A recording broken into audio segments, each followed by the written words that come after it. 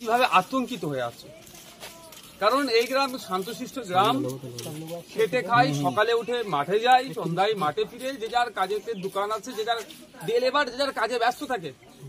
হিংসা বিদ্বেষ তো দূরের কথা, মানে এত কাজে ব্যস্ত পরিবারের লোকজন ছাড়া সেরকম মানুষের সাথে সেই অর্থ মিলামেশা হয় না এদের। এই বাড়ির মেয়ে যে 12 তারিখে এসেছে, আর 14 তারিখে খুন হয়ে গেল। তার মানে আর যখন আসছিলাম কি আতঙ্কিত এরা। কেন আতঙ্কিত থাকবে? স্বাধীন দেশের স্বাধীন নাগরিক, 78তম আমরা স্বাধীনতা দিবস উদযাপন করলাম, আজকে নাগরিক আতঙ্কিত থাকবে কেন? আতঙ্ক মুক্ত করার দায়িত্ব তো সরকারের। দুর্ভাগ্যের বিষয়, যাদের প্রতি আমরা ভরসা রাখছি, আজকে ধরবো কালকে ধরবো করে করে প্রায় 72 ঘন্টা মতো পার হয়ে গেল, এখনো পর্যন্ত কিনারা করতে পারলো না। আমি আমার পক্ষ থেকে বলছি, আর একদিন দেখব, না হলে এটা এই পুলিশ কেন পারছে না, পুলিশের ঊর্ধ্বতন কর্তৃপক্ষের কাছে আমরা যাবো, সেখানে জবাবদিহি করবো। পরিবারের লোকজনের সাথে কথা হয়েছে, মা নিজের চোখে দেখেছে সর্বপ্রথম যে কিভাবে, মানে যখন লাশ অবস্থায় পড়ে আছে, তিনি তো কথা বলার মতো অবস্থায় নেই, তারপরও মাকে সাহস দিয়েছে। কারণ সাঁওতাল জাতি, আদিবাসী জাতি, বীরের জাতি, ভেঙে পড়লে হবে না, মাথা তুলে দাঁড়াতে হবে। মায়ের সাথে, বাপের সাথে আমিও সহমত, এলাকার মানুষের সাথে সহমত। কে করেছে আগে খুঁজে বার করতে হবে। মানে এত শান্তিপূর্ণ গ্রাম, এই গ্রামে তো অশান্তি কারোর সাথে কারো নাই। কে বাইরে থেকে এসে করছে বা কে করলো সেটা খুঁজে বার করতে হবে।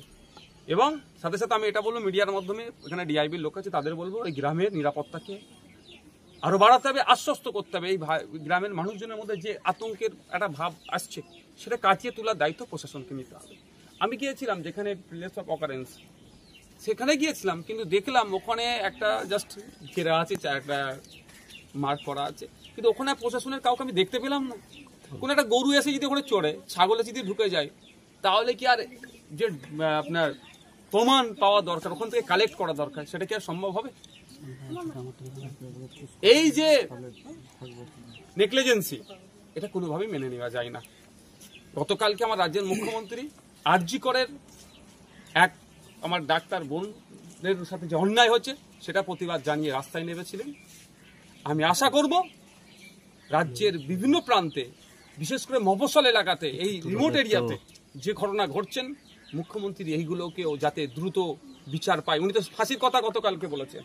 তো এক্ষেত্রেও আমাদের বোনের সাথে, এই এলাকার মেয়ের সাথে যে অন্যায় হয়েছে, উনি এইটা নিয়েও ফাঁসির দাবি তুলবেন এবং ফাঁসির ব্যবস্থা উনি করবেন, দায়িত্ব নিয়ে। উনি তো বলছেন এটা বাংলাদেশ নয়, বাংলাদেশ করার প্ল্যান করা। দেখুন, একটা কথা বলি, উনি ওনার মতো ডিফেন্স করার চেষ্টা করছে। আমি ওনাকে, উনি বিরোধী, আমার বিরোধী বলে ওনাকে আমি চাপে ফেলার চেষ্টা করছি না।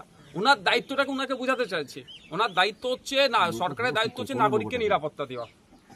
নিরাপত্তা দিতে ব্যর্থ হচ্ছে বলে আজকে আমাদের এই দিন দেখতে হচ্ছে। উনি যদি পর্যাপ্ত পরিমাণে আমাদের নিরাপত্তা দেয়, তাহলে আমার বোনকে, আমার বাড়ির মেয়েকে এরকম ভাবে খুন হতে হবে না, বা আমরা এরকম ভাবে গ্রামের মানুষজন দেখুন যারা আতঙ্কিত আছে আতঙ্কিত থাকবো না। উনি ব্যর্থ হয়েছেন, ব্যর্থতা ঢাকার জন্য আমাদের মতো বিরোধীদেরকে গায়ে চাপিয়ে দেওয়ার চেষ্টা করছে। উনি যদি না পারে, উনি পদত্যাগ করুক না, অন্যদেরকে সুযোগ দিক না। উনি পদত্যাগও করছেন না, অন্যদের সুযোগ দিচ্ছেন না, আর মানুষকে নিরাপত্তা দিতে পারছেন না।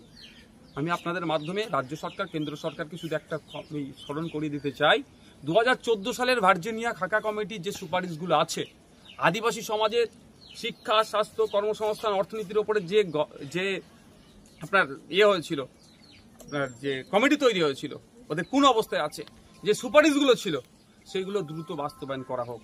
আর এই মার্ডারটা STSC অ্যাট্রোসিটিজ অ্যাক্টের আন্ডারে নিয়ে আসা হোক। দাদা, এবার কলকাতা পুরসভার স্বাস্থ্য উপদেষ্টা পদ হারালেন শান্তনু সেন।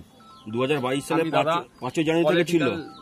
এটা ছাড়া আপনি পলিটিক্যাল রিঅ্যাকশন, আমি গাড়ির কাছে ওখানে দিয়ে দেবো। এই বিষয়ে কোনো কোশ্চেন থাকলে বলুন, আমি এখানে দিয়ে দিচ্ছি। আরজি করে ডাক্তার নার্সের যে বদলিটা, সেই বিষয়ে যখন শান্তনু সেন বলেছিল, তারপর শোভনদেব উনিও বলছেন যে এই জায়গাগুলো বারবার দলের নেতারা মানে কথাগুলো তুলে ধরছেন, অরিজিনাল কথাগুলো, সেখানে তারা দলের কোপের মধ্যে পড়ছেন। কি বলবেন? দেখুন, আমি শুনলাম 43 জনকে নাকি বদলি করা হচ্ছে। যদি সত্যিকারের ওটা হয়ে থাকে, এটা ধিক্কার নিন্দা জানাচ্ছি, অবিলম্বে প্রত্যাহার করা হোক। কারণ গতকাল কি তো রাজ্যের মাননীয় মুখ্যমন্ত্রী এই হত্যা বা ধর্ষণ যে ঘটনাগুলো ঘটিয়েছে, এর বিরুদ্ধে তিনি ছিলেন। তো ডাক্তাররাও তো এর বিরুদ্ধে, এই ধরনের ঘটনা না ঘটে, যে ঘটিয়েছে তার ফাঁসি যেমন মুখ্যমন্ত্রী চাইছেন, ডক্টররাও চাইছেন, বিচারক। তাহলে এই ধরনের বদলি কিসের? প্রতিহিংসা পরায়ণ হচ্ছে কাজ না। এই ধরনের যদি ফ্যাসিস্ট স্বৈরাচারী চিন্তা ভাবনা নিয়ে চলে, উনি বাংলাদেশের উদাহরণ দিচ্ছেন, তাহলে হয়তো বাংলাদেশের মতো ব্যবস্থা মানুষ করে দেবে।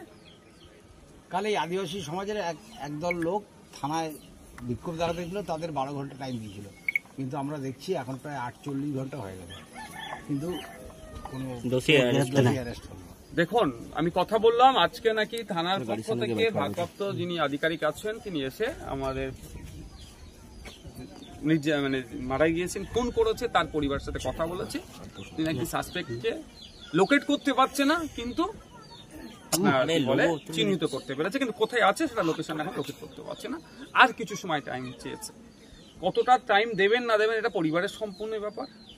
আমি এনাদেরকে একটা কথা বলে গিয়েছি, আপনারা যদি চান পুলিশের এই ইনঅ্যাক্টিভিটির জন্য, ইনঅ্যাক্টিভ পুলিশ যেটা আছে এটাকে সামনে রেখে আপনারা যদি চান আমাদেরকে সম্মতি দেন, আমরা সোমবারে কলকাতা হাইকোর্টে ফাইল করব। ঠিক আরজিকর কাণ্ড